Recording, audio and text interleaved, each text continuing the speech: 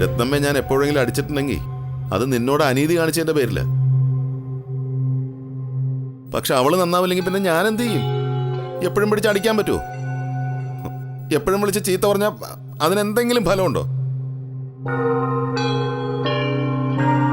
ഞാനാണെങ്കിൽ ഒരു സമാധാനപ്രിയനാ. ആരോടും വഴക്കില്ലാതെ ജീവിക്കണമെന്നാ എൻ്റെ ആഗ്രഹം.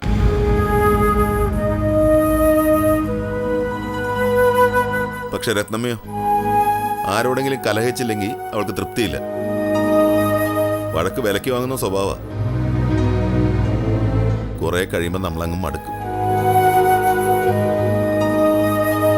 സോറി അച്ഛാ, ഞാൻ ഇങ്ങനൊന്നും ചോദിക്കാൻ പാടില്ലായിരുന്നു.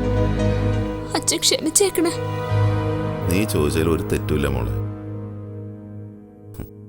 അച്ഛന് പൊതുവെ ഒരു നിസ്സഹായതയുണ്ട്. അത് രത്നമ്മ മുതലെടുക്കുന്നുണ്ട്. അതിന്റെ പേരിൽ നിനക്ക് എന്നോടൊരു അനിഷ്ടം തോന്നല്ലേ മോളെ? ഇല്ല അച്ഛാ, ഒരിക്കലും എനിക്ക് അച്ഛനടുത്ത് അങ്ങനെ തോന്നിയിട്ടില്ല. ഇപ്പൊ തന്നെ അച്ഛൻ എനിക്ക് ബിരിയാണി ഒക്കെ വാങ്ങിച്ചോണ്ട് തന്നില്ലേ, എന്നോട് ഇത്രയും വർത്താനം പറഞ്ഞില്ലേ, എനിക്ക് എന്തോരം സന്തോഷായെന്നറിയോ? എത്ര നാളായി അച്ഛൻ എന്നോട് ഇങ്ങനെയൊക്കെ സംസാരിച്ചിട്ട്.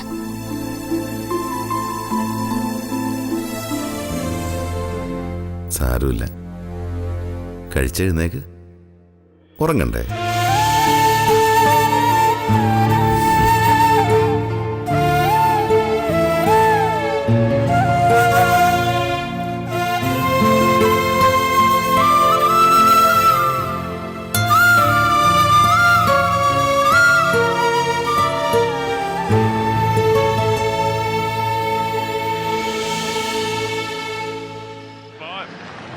We're going to make sure we're on the right side of the ledger.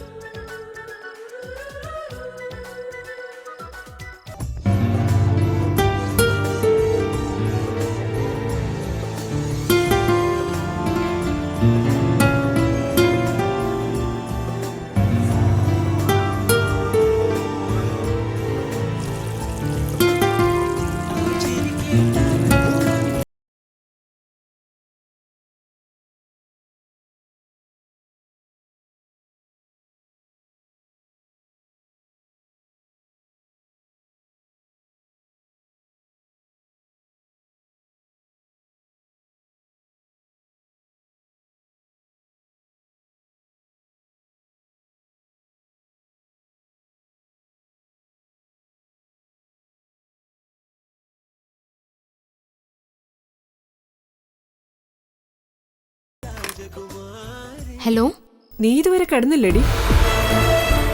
ഇല്ല. നീ അവിടെ എന്ത് ചെയ്യുക?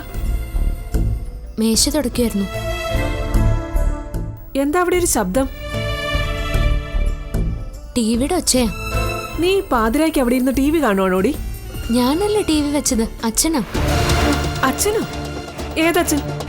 വിജയേട്ടനോ? അതെ. വിജയേട്ടൻ ഇവിടെ വന്നിട്ടുണ്ടോ?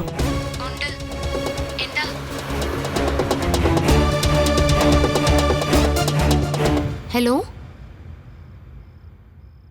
നീ എന്താടി ഫോൺ എടുക്കാൻ താമസിച്ചേ? താമസിച്ചില്ലല്ലോ. ഇല്ലടി. എത്ര തവണ റിങ് ചെയ്തടി? എനിക്കറിയില്ല. ഇവിടെ 2-3 തവണ ബെല്ലടിച്ചു, അത്രേ ഉള്ളൂ. വിജയേട്ടൻ അവിടെ എന്ത് ചെയ്യുക?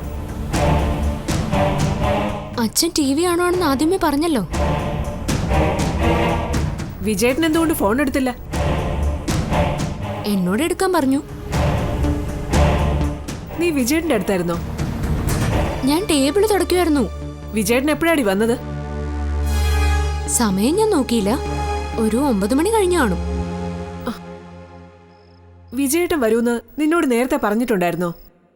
എന്നോട് പറയാനോ? എന്തിന്? എന്തിനാണെന്ന് നിനക്ക് അറിയത്തില്ലടി മൂദേവി. അമ്മ എന്തിനു വെറുതെ എന്നെ ചീത്ത വിളിക്കുന്നത്?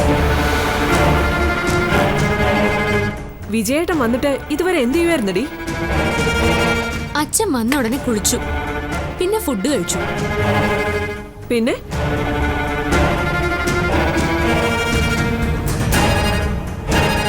എന്താടി മിണ്ടാതെ? നിന്റെ വായിലെന്ത് പഴമാണോ? നിനക്കെന്താ ഒരു വിക്കലും പരിങ്ങലും? എന്താടി രത്നമ്മേ നിനക്കറിയേണ്ടത്? ചോദിക്കേ, ഞാൻ പറയാം. നീ അവളുടെ ദേഹത്ത് കുതിരേറണ്ട. ഓഹോ, അവളുടെ അടുത്ത് നിപ്പുണ്ടായിരുന്നോ? പറയുന്നതെല്ലാം ഒളിഞ്ഞു കേട്ടോണ്ട്. അടുത്ത് നിന്ന് ഒളിഞ്ഞു കേൾക്കുന്നതേ നിന്റെ അച്ഛൻ കൊച്ചുനാരായണൻ. പണ്ടേ പരലോകത്തെത്തിയ എന്റെ അച്ഛനെ വെറുതെ വിട്ടേക്ക് വിജയേട്ടാ. ഇപ്പൊ ഒരു ശല്യം ഉണ്ടാക്കുന്നില്ലല്ലോ ആ മനുഷ്യൻ. ആ മനുഷ്യൻ ഉണ്ടാക്കി വെച്ച ശല്യമാണല്ലോ ഇപ്പൊ ബാക്കിയുള്ളവരുടെ നെഞ്ചത്ത് തീ കോരിട്ടോണ്ടിരിക്കണേ.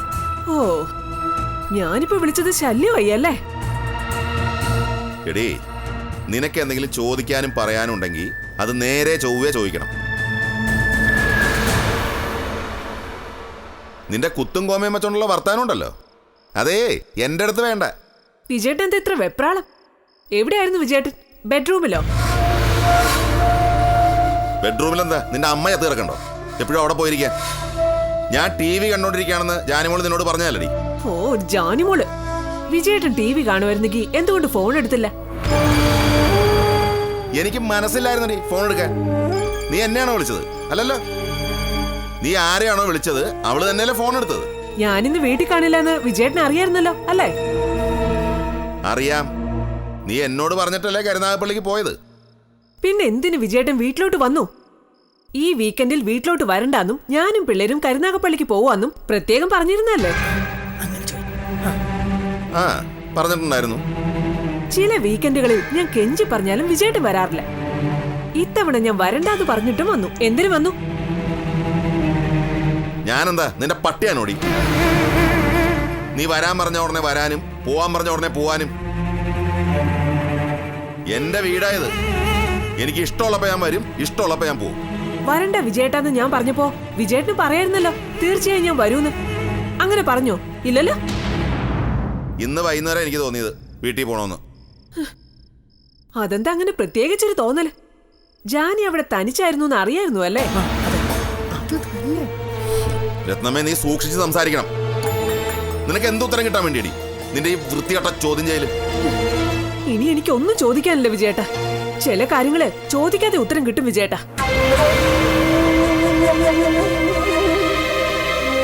ഇന്ന് വൈകുന്നേരം വിജയേട്ടന് ബോധോദയുണ്ടായി അല്ലേ? വീട്ടിലേക്ക് പോയി കളയാന്ന്. കൊള്ളാം, നല്ല ബോധോദയം.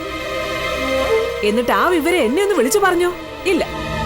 കൈ മൊബൈൽ ഉണ്ടായിരുന്നല്ലോ, അതും വേണ്ട. വീട്ടിൽ വന്ന ശേഷം എന്നെ ഒന്ന് വിളിക്കായിരുന്നല്ലോ, അതും ചെയ്തില്ല. ഞാൻ അങ്ങോട്ട് വിളിച്ച് കള്ളി വെളിച്ചത്തായെന്ന് കണ്ടപ്പോ ഓരോ ഒഴികഴിവുകളും ഒരിക്കലും ഇല്ലാത്ത ദേഷ്യവും വെപ്രാളവും. ഇപ്പൊ നീ എന്റെ മുമ്പിൽ ഉണ്ടായിരുന്നെങ്കിൽ നിന്റെ പല്ല് ഞാൻ അടിച്ച് പൊളിച്ചേനെ. നേറിയട്ടവളെ. വല്ലാത്ത ദേഷ്യം വരുന്നുണ്ടല്ലേ? ദേഷ്യം സഹിക്കാൻ പറ്റുന്നില്ലെങ്കിൽ അവളോട് പറ, ചക്കര വർത്താനം പറഞ്ഞ് സന്തോഷിപ്പിക്കാൻ. അതിനുവേണ്ടിയാണല്ലോ ഞാനും മക്കളും വീട്ടിലില്ലാത്ത തക്ക നോക്കി ആരും അറിയാതെ കള്ളനെ പോലെ പാത്തു പതുങ്ങി പാതിരേക്ക് വന്ന് കേറിയത്.